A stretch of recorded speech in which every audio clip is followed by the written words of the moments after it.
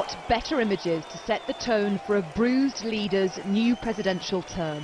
The victorious and emotional Vladimir Putin gave a rallying cry, repeatedly insisting on the fairness of the vote. Thanks to the overwhelming support of our voters, this is a fair and honest victory.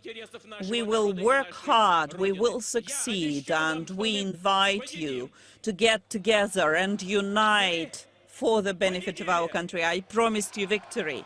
We have won. Long live Russia.